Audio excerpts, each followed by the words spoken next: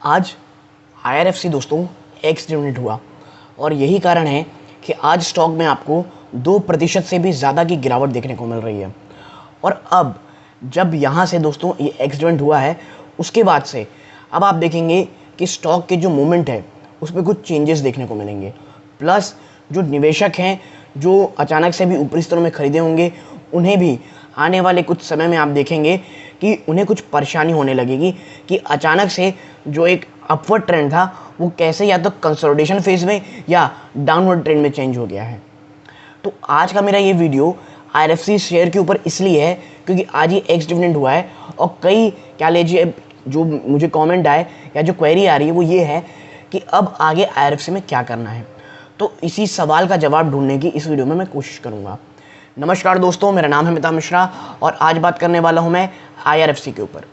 देखिए, आईआरएफसी का जब मैं आपके साथ जिक्र करता हूँ, अगर आप एक देखेंगे तो इसने जो 19 रुपये 50 पैसे के आसपास से जो उसने लो लगाया, वहाँ से एक आप कह सकते हैं कि स्टॉक में तेज़ी आपको देखने को मिली। ठीक है, इसके साथ साथ आप देखेंगे कि जैसे ही कंपनी ने कहा कि भाई हम डिविडेंड देने वाले हैं 0.67 पैसे का, तो उसके बाद से 0.67 या 63 है दोस्तों, उसके बाद से एक बड़ी अपवर्ड ट्रेजेक्टरी देखने को मिली। और पिछले 5 दिनों में आप देखेंगे, 5 से आप कह लीजिए 5 या 1 महीने के अंदर स्टॉक ने निचले स्तरों से एक अच्छी खासी तेज़ी दिखाई है। जब मैं अच्छी खासी कहता हूं दोस्तों, तो ये आईआरएफसी की बात करता हूं। ये स्टॉक इतना ज़्यादा अंडर परफॉर्म किया है कि 5%, 7-8% की तेज़ी को भी आप एक बड़ी तेज़ी कह सकते हैं। लेकिन जो ये डिविडेंड दिया, उसके बाद इनकी डिविडेंड यील्ड बढ़ के दोस्तों लगभग 6% हो गई है। और ये आप कह सकते हैं कोई नेगेटिव चीज़ नहीं है। यानी कि आईआरएफसी, जो मैं हमेशा कहते आया हूँ, एक प्योर डिविडेंड प्ले है। इस स्टॉक में ये सोचना कि भाई ये कोई बहुत मल्टीबैगर रिटर्न नहीं दे रहा, तो आपको मैं बता दूँ ये ग्रोथ स्टॉक नहीं है दोस्तों। हमेशा जब मैं कहता हूँ इन्वेस्टमेंट की, तो उसका कुछ क्लासिफिकेशन होता है। कुछ ग्रोथ स्टॉक होते हैं, कुछ डिविडेंड स्टॉक होते हैं, कुछ डिफेंसिव प्ले होते हैं, कुछ बहुत हाई रिस्क इन्वेस्टमेंट होते हैं। तो आईआरएफसी मुझे हाई डिविडेंड पेइंग स्टॉक में लगता है। और जो मैं हमेशा कहता हूँ, सरकार जब तक ओएफएस स्टॉक में नहीं लाएगी, कोई भी बड़ी रैली, कोई भी बड़ी तेज़ी नहीं देखने को मिलेगी। मैं अक्सर देखता हूँ 30 रुपये का शेयर हो जाएगा, 50 रुपये चला जाएगा, सरकार के इस नियम से कुछ चेंज हो जाएंगी। बट इन रियलिटी कुछ भी चेंज होने वाला आईआरएफसी में नहीं है, चाहे आप कह लीजिए जब तक ओएफएस नहीं आता।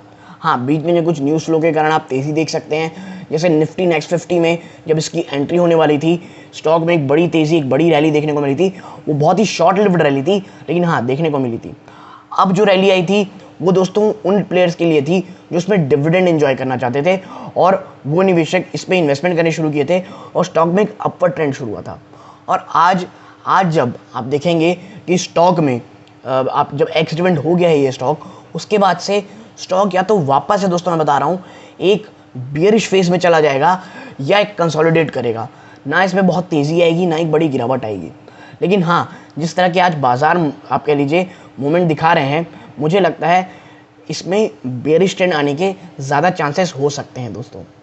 ठीक, प्लस आप देखिए जब बाज़ार में नेगेटिविटी होती है या बाज़ार जब गिरावट दिखाता है, तो इन स्टॉकों को डिफेंसिव स्टॉक कहा जाता है। लेकिन आईआरएफसी आप देख रहे होंगे कि जब बाज़ार में गिरा तो ये बाज़ार के साथ ही गिरा था, और जब बाज़ार रैली दिखाया आईआरएफसी भागा नहीं दोस्तों।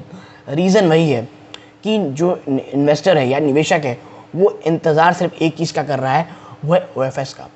और यकीन मानिए ओएफएस के बाद अगर कोई बहुत बड़ी इसमें गिरावट आती है, तो वो एक कह लीजिए बहुत ही शानदार मौका होगा इन्वेस्टमेंट का फॉर अ लॉन्गर टर्म। मैं जब आईआरएफसी पिछली बार वीडियो बनाया था, एक चीज़ मैंने कई सारे कमेंट में देखी थी और मुझे काफ़ी अच्छी भी लगी थी कि इन्वेस्टर्स ये बात को अब धीरे धीरे समझ रहे हैं और हर कोई ये कह रहा है कि भाई मैं आज से 10 साल के लिए ले रहा हूँ। कहीं ने तो 6 जन्मों की बात कह दी थी मेरे कमेंट सेक्शन में कि मैं इसे 6 जन्मों के लिए लिया हूँ।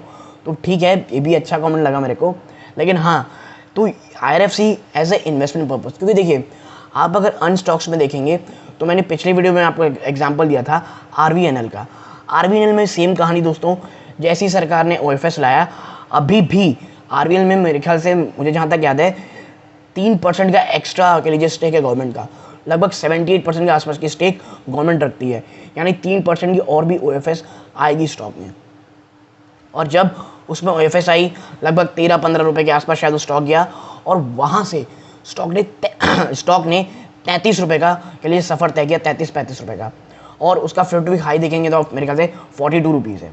तो देखिए IRFC के साथ भी अभी यही होगा, वो एक बड़ी मात्रा में कंसोलिडेट करेगा या तो, और जो एक डिविडेंड प्ले एंजॉय करने का वो इन्वेस्टर जो इसमें सिर्फ इसलिए एंट्री लिए थे जिन्हें डिविडेंड चाहिए था, वो या तो इसमें आ चुके होंगे। अब जल्दी जब ये एक्सपेरिमेंट हो जाएगा कुछ बाद माल निकाल लेंगे, और जब वापस में गिरावट होगी IRFC में तो उसमें फिर से एंट्री करेंगे। बट देखिए, डिस्क्लोजर के रूप में मैं आपको पहले समझा दूं कि मेरी या मेरी फैमिली मेम्बर की IRFC में होल्डिंग हो सकती है, लेकिन वो होल्डिंग पहली चीज़ बहुत ही छोटी है और बहुत ही आप कह सकते हैं बहुत लंबे समय के लिए। कोई भी गिरावट, बड़ी गिरावट, मैं इस स्टॉक में कह लीजिए री इन्वेस्ट करूँगा, लेकिन मैं इसमें कोई भी हड़बड़ाहट नहीं दिखा रहा हूँ। मुझे स्टॉक में कोई भी हड़बड़ाहट नहीं है, लेकिन जब तक सरकार OFS स्टॉक में नहीं लाती इसमें कोई भी चेंजेस मुझे देखने को नहीं मिलेंगे। इसमें मुझे नहीं लगता कोई बड़ा एक आप कह सकते हैं कोई वॉलेटिलिटी इसमें देखने को मिलेगी। कई इन्वेस्टर्स ये कहते हैं कि भाई म्यूचुअल फंड वाले तो खरीद रहे हैं, तो उनको भी मैं ये कहना चाहूँगा कि भाई देखिए, म्यूचुअल फंड वाले खरीद नहीं रहे हैं। आप जब इंडेक्स फंड खरीदते हैं ना, क्योंकि देखिए IRFC भी एक इंडेक्स का ही हिस्सा है, निफ्टी नेक्स्ट 50 का और अन्य का। तो ऐसे में जब म्यूचुअल फंड वाले जब निफ्टी नेक्स्ट 50 के पूरा बास्केट खरीदते हैं तो उसमें IRFC भी इंक्लूड होता है, और यही कारण है कि आपको IRFC का, अब आप जब देखेंगे ना म्यूचुअल फंड पैटर्न कि उन्हें खरीदा किसे हैं, तो आप पाएंगे कि उसमें इंडेक्स फंड में इन्वेस्टमेंट किया गया है।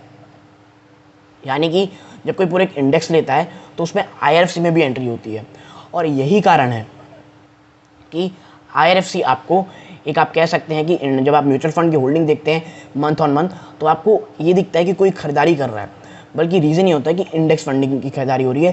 कोई एक्टिव फंड इसमें बहुत बड़े तरीके से निवेश नहीं कर रहा है दोस्तों।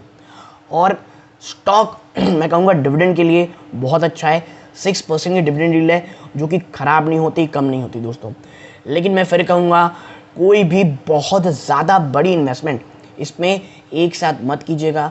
आप SIP मोड में लीजिए, धीरे धीरे खरीदारी कीजिए।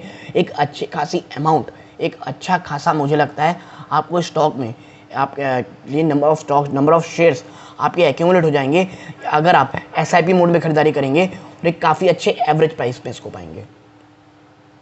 मैं फिर कहूँगा IRFC is a good dividend paying stock for a longer term, और कोई बहुत बड़ी इन्वेस्टमेंट के लिए मुझे लगता है OFS का हमें इंतज़ार ज़रूर करना चाहिए। तो यदि आपको मेरी ये छोटी सी एनालिसिस पसंद आई हो, प्लीज़ वीडियो को लाइक कीजिए, चैनल पहली बार आए हैं सब्सक्राइब ज़रूर कीजिएगा। यहाँ तक जुड़े रहे, अपना कीमती समय दिया, इस बात का बहुत बहुत धन्यवाद दोस्तों। ये इस वीडियो का अंत है। जय हिंद दोस्तों।